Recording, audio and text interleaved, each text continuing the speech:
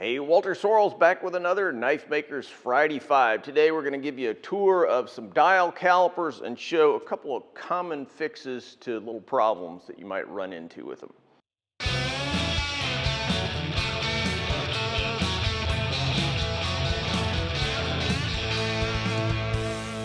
All right, so before we get going with the dial calipers, let me talk about a few things that are going on in the shop here. First, I sell the little demo knives that I make in, when I do knife making builds. Sometimes they sell in a couple hours. Occasionally they hang on a little longer. This knife right here, I did in the recent video. Boy, it's got a lot of dust on it. This one's available. Also, the video that I did about the patriotic knife, that knife's still available. I'll drop the price on both of them. I don't like these things hanging around collecting dust, so should be good value on both of those knives at tacticsarmory.com. Okay, I'm going to be doing a smelt in about a week, making tamahagane, which for those of you who don't know, that's Japanese traditional steel, basically making steel from dirt. It's maybe not quite exactly that, but it's pretty close. I got about half a ton of ore sitting over there, and we'll be running a very small proportion of that through my smelter out there.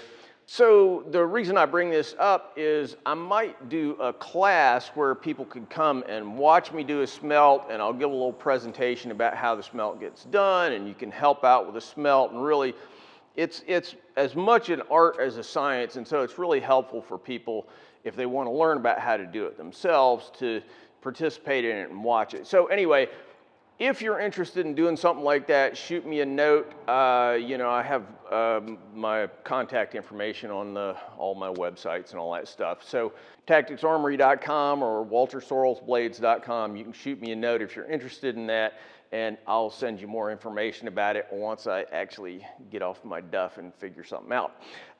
Okay, so last week I was at the Jim Batson Hammer In over in Tannehill, Alabama. Really fun event. I used to go to it when I first got started making knives, but I had actually not been back there in 20 years. And so I went back and I did a presentation with Joey Berry about some of these little tools that I'm always talking about that I'm making, and how to use them in the course of a knife. Anyway, other than that, the cool thing that I got to do is Adam DeRozier, who's a well-known knife maker, really makes extremely nice knives, was there doing a presentation about making integral bolster knives. And so I got to see him make a chef's knife. It was like a 2-day presentation. First day was mainly about Damascus, but the second day he was actually forging the knives. Some really interesting stuff about how he views chef's knives, kind of the geometry and use and various other things, and that resulted in a knife that it wasn't just pretty to look at, but really fit his idea of how to use a knife. I want to create a convex in my blade, so when I'm grinding a chef knife, the first thing I do is I flat grind it right down to about where I want my edge before I sharpen it. And then I will actually grind a second bevel, almost like a dagger grind on the top. So I am hoping that I will do in the next couple weeks, maybe even the next couple months, my sort of little interpretation of his presentation. Now, I'm not trying to, present everything that he presented, but just like, here's some stuff that I learned from him, and go through a knife and show it kind of not exactly as he would do it, but with some of the lessons that I learned watching him. Okay, so let's get to the heart of things, which is these things right here, dial calipers. So, I don't know, a month or so ago, I did a little video about dial calipers, the gist of which was that, I used to always preach that you should use cheap digital calipers. When they messed up on you, just throw them out. I have come to really like using dial calipers. I did a presentation about that. Sort of, hey, I was wrong. I'll give a link to that video if you want to check it out. But anyway, as I was doing that presentation, bragging on how great these things are, I took my favorite ones, well, actually they're partially disassembled right now, and I did that with them. I dropped, I mean, not 10 minutes after I finished the video, I dropped them on the damn floor, and they stopped working. So I took them apart and figured out what was wrong, fixed it, and ended up with a working pair of calipers. So I'm gonna take you through basically everything that I know about how these things work. Now, something to bear in mind is this is a Brown and Sharp pair here. You can see all the little bits and pieces of it, the dial and stuff sitting here. Anyway, these are Brown, this is a Brown and Sharp. I've got a couple of Mitutoyos here, and all the mechanisms of these things are a little bit different, but the general principle is kind of the same. So I'll talk about some of the things that can go wrong with these things and some ways of fixing them. But because, you know, there's so many different kinds of them, and frankly, I haven't taken every single kind of caliper apart and fixed it, so I can't tell you everything you can do to fix them, but some of the more common things I'll get into here and give you a sense of how, if you buy a pair of these and there's a little problem, maybe you can fix it, or if you have some that have been sitting around for a while and they've developed a problem, maybe you dropped them like me, here's some ways you can fix them. All right, let's move over to the other end of the bench here, and I'll set all my stuff up and kind of talk you through what I've been working on. So all of these mechanisms are slightly different. The Mitutoyo has a plastic body in it, and honestly, I have not gotten in and investigated the innards of my Mitutoyos because they both work fine. Anyway, I'm going to open this one up, the Brown and Sharp, and give you a flavor of what's in there. Now, this bezel is removable, and that's got the little crystal on it. And basically, these are friction fits, so you just have to kind of pry them up, and you don't want to pry too hard on one side. You want to sort of make them go up gradually. So the first and most obvious problem that you'll see on dial calipers is that the needle, when you're at 0, actually isn't pointing due north. Now, the reason that these,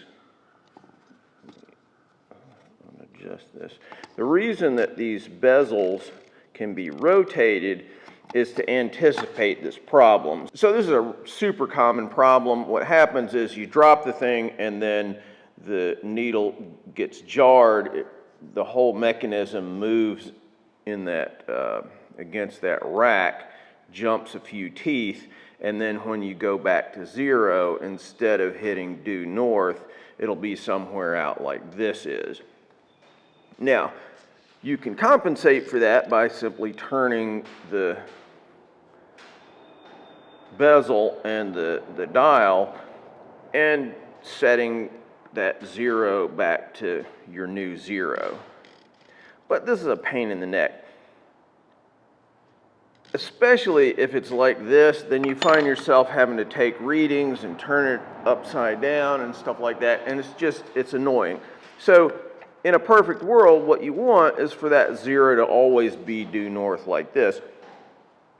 So there's a super easy fix for that, which is to simply pop the bezel off of here and remove the needle, and then reattach the needle in the correct position, put the bezel back on, crystal and all of that back on, and you're good to go. Obviously, you want to set it to 0 when you put that needle back on, but that's the simplest fix. So I made this little tool for removing the needle. The needle sits on a tiny, tiny, tiny little shaft, and can you pull it off with your fingers? Absolutely. But if you got big old meat hooks, there's a good chance of you wrecking the dial or bending this incredibly fragile little needle. And so I made this just to get around that. So once you have removed the crystal and the bezel, and there's a little gasket in there, once that's all off, you'll find this will freely spin.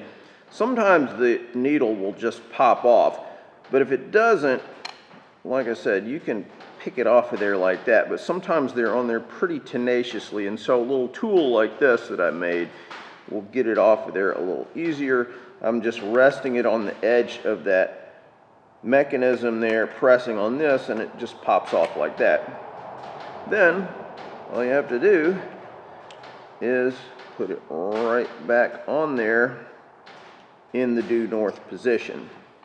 And it's quite tricky to do that, but once it's there, you can just kind of carefully, gently move it back to that true north position, replace the crystal, and you're ready to roll. The Brown and Sharp has a kind of looser fit to the dial, whereas the Mitutoyos, they're actually very tight fit. And so when you pull it off, if you aren't careful, you can actually bend the dial. Don't ask how I found that out. But anyway, you can just bend it back. It's just soft aluminum. So inside you have two little, I guess, planetary gears, and as you move the mechanism, you can see they just spin.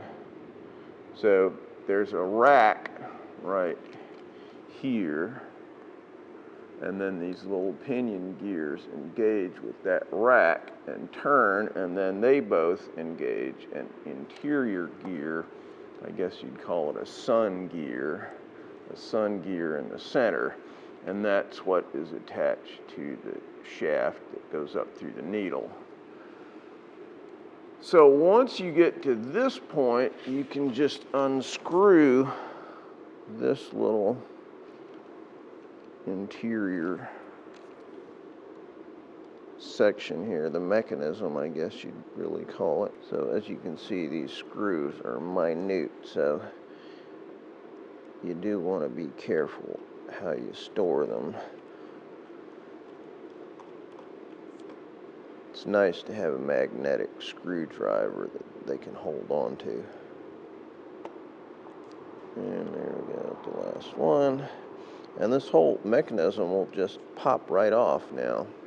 So what happens is, as you can see, the little rail here, or guide, I don't know what they call it, will move in this little channel.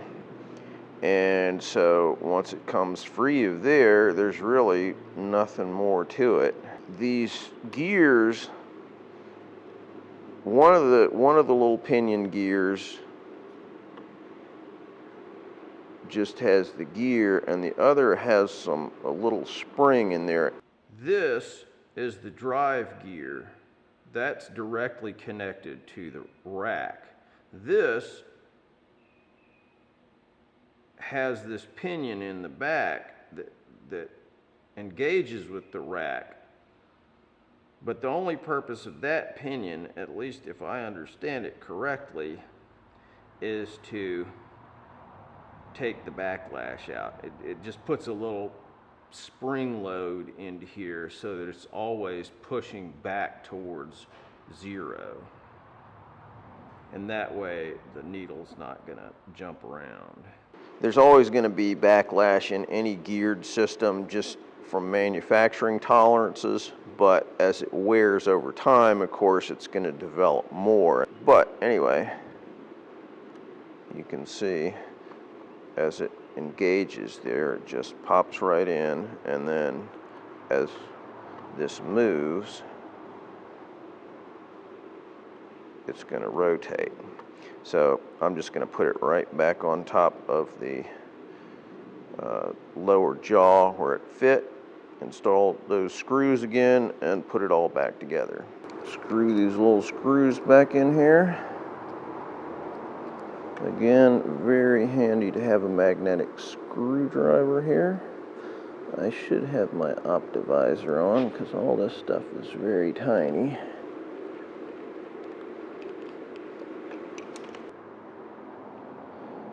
So before I get this all back together, what I should mention is that when I took this particular one apart, what was going on was that it was going about 0.6 of an inch. So it would move over to about right here, and it would jam. And, you know, I could tell that forcing it was going to cause a problem. And so what I did was I took this whole thing off, pulled this out, and then just cleaned out this little slot here next to the rack. And I actually had to do quite a bit of cleaning and finally blowing it out with air and everything. It turned out there was a tiny, tiny little piece of probably metal that had jammed underneath there, and so there really was no way to get at it without taking the whole thing apart. So I did the right thing by taking it apart, but it was pretty easy to clean out once I sort of figured out, you know, that there was some kind of obstruction there. So before I put this back in, I'll point out that there's a little gasket in here. So I'm sure it serves to keep oil and coolant and stuff out of there, but also it acts as a little bit of a standoff so that the dial is not interfered with by the crystal, so it doesn't smash down on there and mess anything up. And then you just press it down on there. So another thing worth pointing out is that there is a little, I'll pop it out in a second. There's a little copper or bronze, I don't know what it is, but there's a little spring-like bar that acts in here to keep play out of the jaws as they slide back and forth on the body of this thing. And if it's not properly adjusted, it'll fall out. In fact, this particular one, it had fallen out when I first bought it, or it fell out soon thereafter. So I'll show you, if you ever run into that problem, what's going on. You have two little grub screws right here, and they are intended to allow you to adjust the pressure, so you can see it starts to move a little easier here. What turned out to have happened is that these grub screws are not the same. They have the same threads, they're the same size, but this screw has a tiny little point on it. So if those get switched, which is what happened in here, this little bar slips out. And so then it just falls on the ground, and yeah, that looks like it's probably bronze. Anyway, the point is it has to be in there this way. And so anyway, you just have to slide it in there, get it right smack perfectly there, and then you install this grub screw, and you just gently get it into that. Sorry, I didn't really show. There's this little hole in one side. So you can see that side does not have one, this side does, and this little tiny screw then fits down into that. It's not actually going through this, it just kind of rests in there, and it's just enough to retain it. So if those screws are not right, or if that little end gets knocked off of there or something, then this will not function correctly. So here's where that screw is, and you just run them down in there until they bottom out. You don't push it, then you just bring it back a hair. And that should keep it running nice and smooth.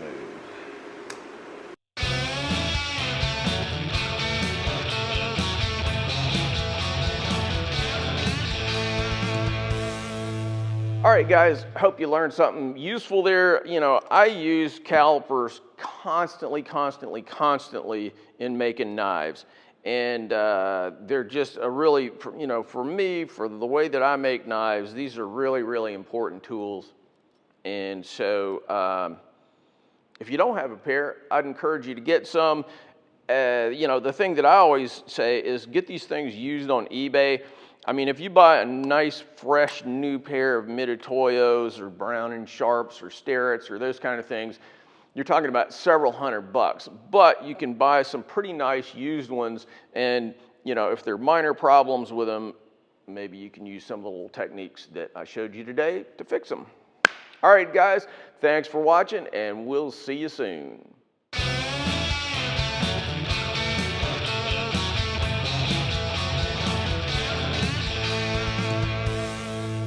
Thanks for watching, guys. If you like what we're doing here, please subscribe and make sure that you click on that bell so you get notified of all the latest videos. Want to buy a knife from me? Check out my modern blades at tacticsarmory.com. Digging the channel?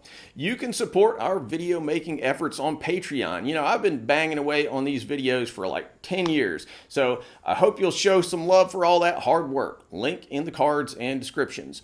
Finally, if you're interested in making Japanese swords, check out my full line of Japanese sword videos where I show how to forge Japanese swords as well as how to polish them and how to make fittings, handles, and scabbards. WalterSorrellsBlades.com.